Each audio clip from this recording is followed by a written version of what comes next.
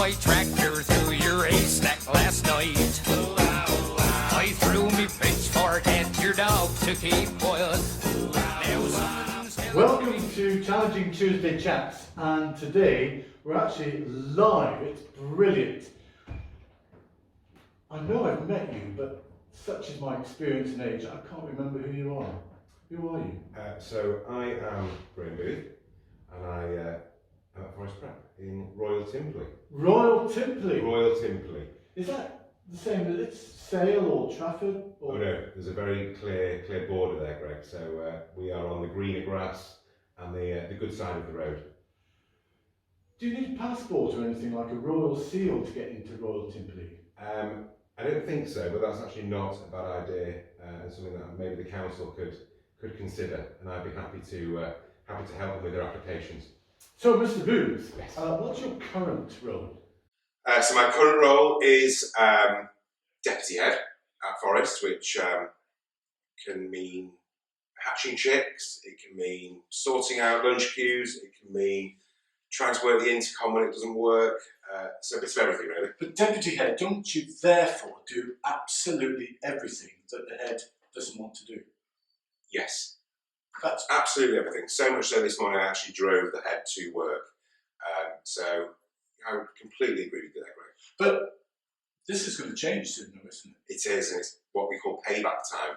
So I may be ringing Rick Hyde and saying, right, can you come and pick me up at a certain time in the morning? So yes, we're changing from the beginning of September. And you're just switching roles. So you're actually going to be the head master at Forest Preparatory School. For my reckless decisions, yes, I am. So I'm looking forward to becoming the head of Forest in September. This is really rather unusual. To switch like this. It really was, and it was a decision we took a long time with yourself and with the Bellevue central team, but it was a decision that Rick and I took a long time to formulate and put together in our own minds really, before we even spoke with yourselves about it, and it's something I think, I was saying yesterday how that time has been the best thing in allowing us to really work out what was best for us, what was best for the staff, what was best for the community, but also, most importantly, what was best for the children and the school going forward. And you've been here a little while, so you know the school quite well. A little while? Just a little while. So I've a few years on the clock. So I've been here since age 3. My word. And yes, my bedroom's just on the other side of the corridor. See, I was here as a pupil, and then when we were asked to do it wasn't community service, because that's definitely the wrong terminology to use. It was get involved, community action I think it was called, and I rang up the old head, Janet Quest, and said, we need to do something. Can I just come for an afternoon a week? And I did that, and I'm still here today. But you must have gone away to university, presumably even for a head in Royal Timpley, you still have to have a qualification. Well, yeah, you need many qualification in Royal Timpley. So yes, so I lucky in some ways, narrow in others. So I actually went to Manchester University. So living on a farm growing up was great, but that had its ties to it. So I went to Manchester University and was very fortunate that actually I worked in kindergarten part-time whilst I was studying. So I've not really left the vicinity ever, really, which is something my friends find quite humorous. But are you the longest serving teacher No. at Forest? I'm number 2. So how long have you been here? So I've been here since, so this will be a long time. I don't want to give it, because somebody worked this out the other day and they thought, really? So yes, I've been here in the teens, a good nearly 20. Yeah. But obviously, we have the record breaker over in our year 3 classroom that I don't think anyone will ever beat. The Ely's 40 plus and counting years. Who ironically she taught me as well in the exact classroom that she teaches today. So have you taken any management courses as to how you might manage someone who once taught you in year 3? I would love to meet a management professional, a management consultant, a guru of how to drive and lead management successfully through Jennifer Ealing, because they would be cashing it in at her expense. But in all seriousness, Greg, it goes down to the core of that healthy working relationship. And I remember when I think it was the Director of Studies, when Rick Hyde did my interview for Director of Studies a few years ago, and his question was, how do you see yourself managing staff as the role of Director of Studies, which is a real tricky role to manage within a school, where you're asking an awful lot, you need to support an awful lot. And there's no real given answer apart from actually knowing your staff and have built that rapport beforehand, giving you the license to then go in and carry out that role. So I think for me moving forward as well, I feel here, we're a great team, we're a strong team, we all know what makes each other work, we know where others need support and others that can come in and give support. And I think that's my job, to carry on that message and that ethos moving forward, that it's knowing your team and basically being diverse in how you make those choices and utilise those strengths, whether it be on a pastoral sense, an academic sense, or sometimes just that go-to guy that you need just to let off steam, and that's for everybody. So people say cogs in a school are mightily important, and they can't survive without we have wonderful teaching assistants, we've got the fantastic caretaker, we've got Chef Simon in the kitchen, as you'll know, who just delivers. All those cogs make that school go round, and I think that's for me the main thing that I need to keep at the forefront of every decision and every drive I want to go through is, how do the cogs work right for us as a school, that we know still everybody's strengths and areas that they need support in, because that directly links into the children and the everyday delivery. Sure. So I've been head of a couple of schools, and I can remember the excitement of going to those schools and having these fabulous ideas, some of which were never going to come to fruition. You dream about them and you think, I'm going to go to a new school or whatever. Have you got any kind of blue sky ideas? I'm not going to keep you to these, but what would you like? Oh, well, I was talking to you about this the other day. I did see a colleague in the Bellevue group when you mentioned was getting a farm.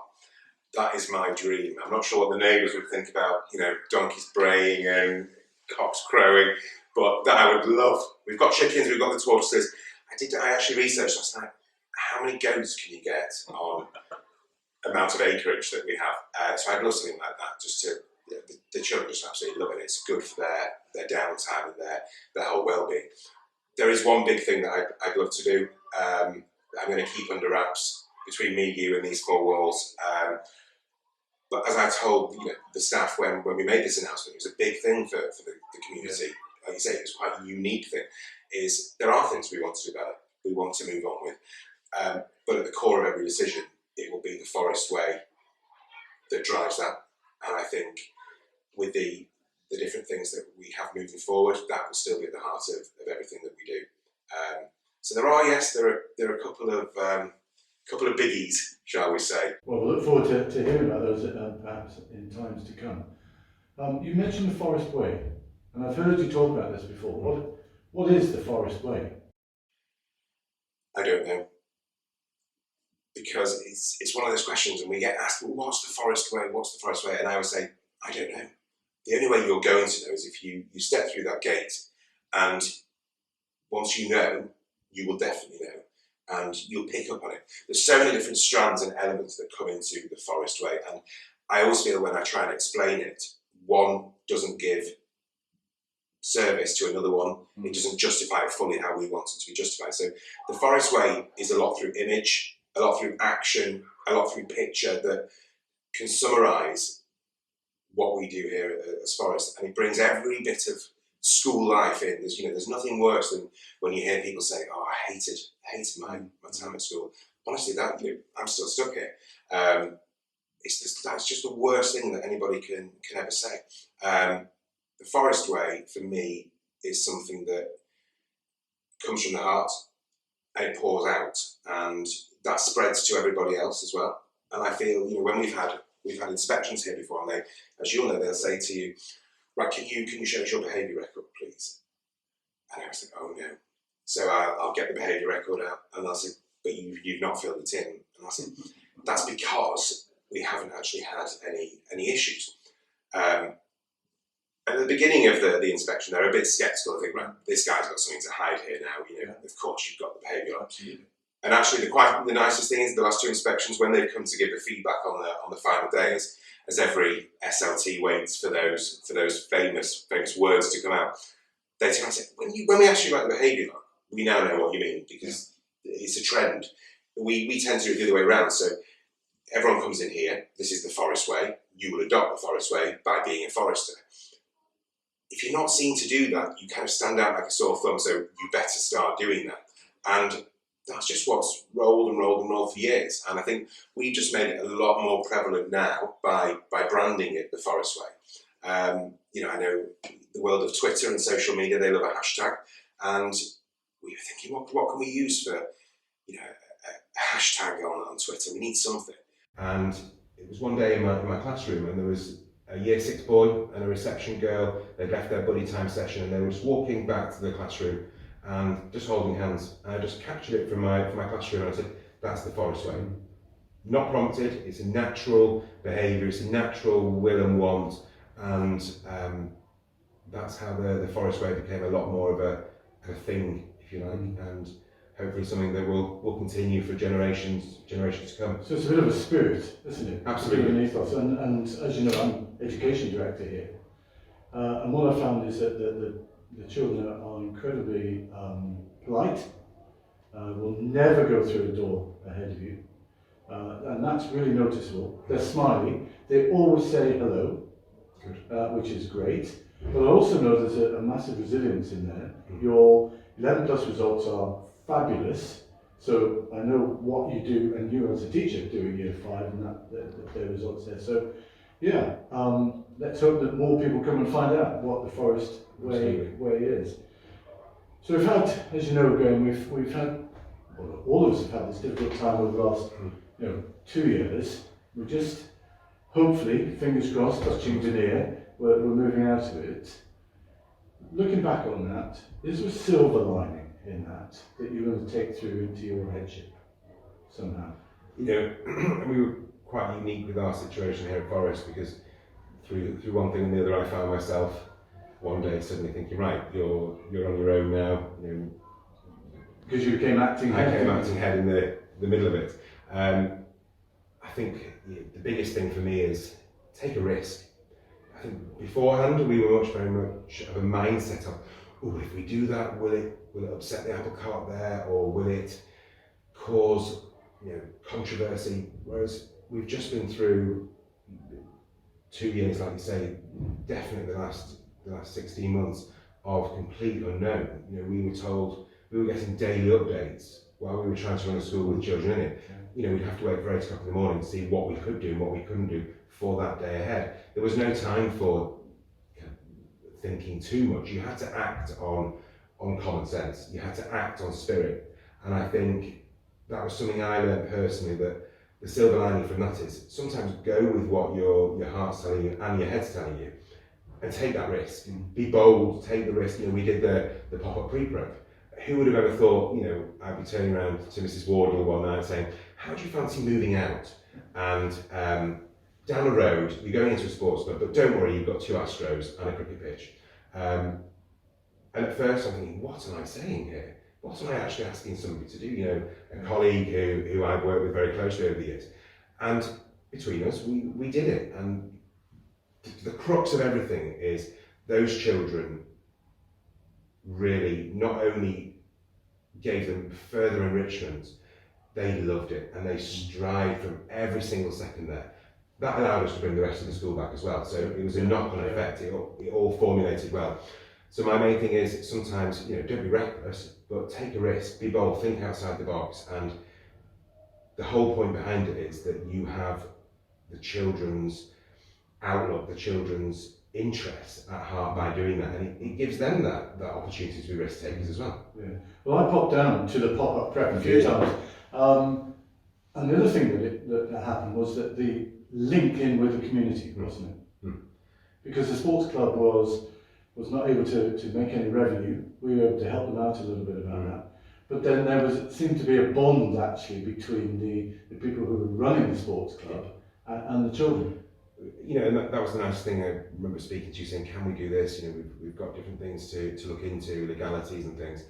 And speaking to the sports club, you know, like a lot of people in the country through the last however many months, and probably still today, they were really struggling.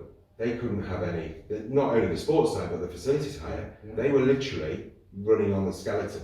And we had a great working partnership, and it was great to see the little ones, you know, even becoming friends with the ground staff, keeping up the cricket square. And, you know, I remember one day going down there, and they were having they'd actually pre-booked to have one of their Astros resurfaced. Now, under normal times, you'd be thinking, I mean, what, this can't happen, we can't have this. We drew up another risk assessment. Our children were in one. The diggers were in the other Astro. Everything was safe, everything had been cross-checked. Those children watching those JCBs working was the best side, where they would have never had that opportunity before. And actually some of the reception lads now, you know, I watch them in their outdoor area, and they're still mimicking, you know, the lifting of the sand, the digging, the tractors going past.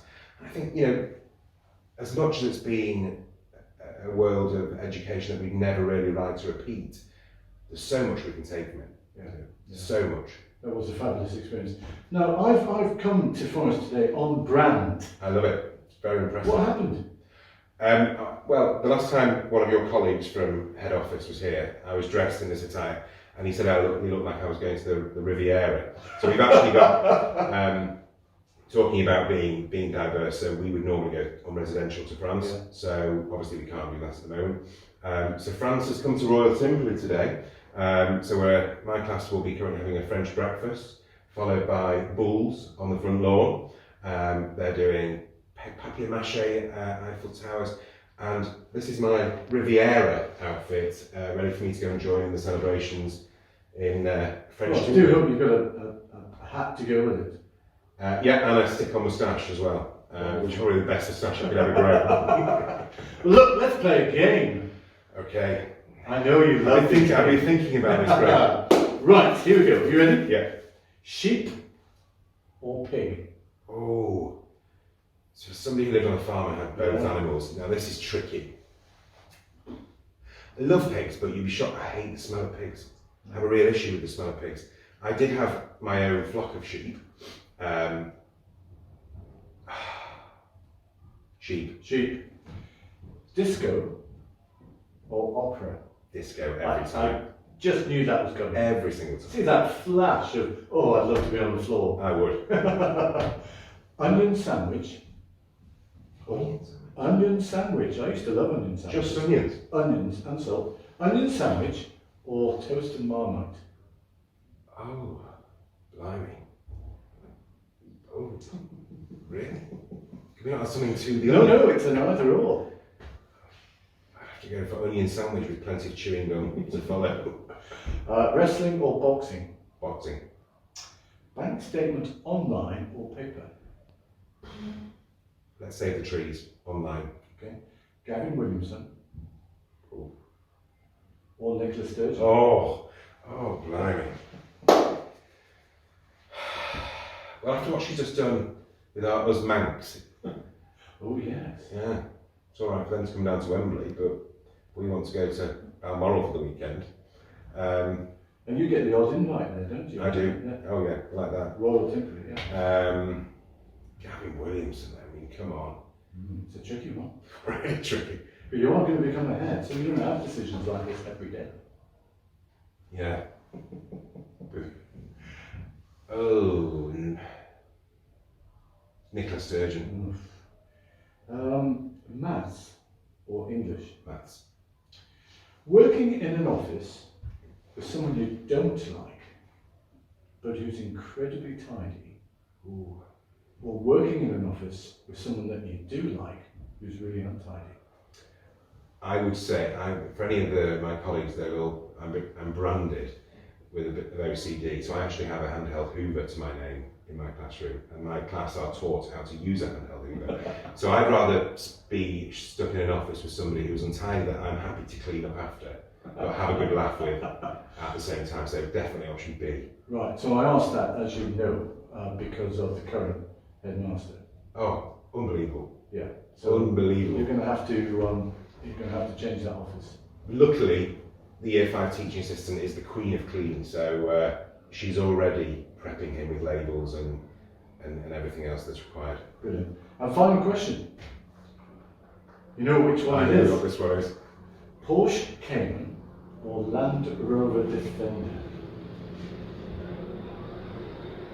So it takes no contest. We're meeting David very shortly, so I'm sure he's getting used to it. But for somebody who loves, I don't think I'd fit in a Porsche Cayman. But definitely the Defender every single day. Well, you've got a Porsche Defender, haven't you? I have got, yeah. The ultimate Porsche. I put it down to, I have a bad back, so I put it down to, it's good for my back. Ah. It works every time, the excuse. And the headmaster enjoyed coming in your Range Rover this morning? He did, and I even gave him the option to move the seats to his satisfaction. So it's given us perks and silver linings everywhere, Greg. Look, Graeme, thanks for talking to us. And I know everyone at Forest is looking forward to the change, not because they want to see Rick move, but because they want you to stay, and this is one reason why, one way of you staying, but also because Rick's such a good teacher. Yeah. It's going to be work for him and the children as well. So I wish you every success when it's at one point. Thank you very much, Greg. Thanks. It's a pleasure.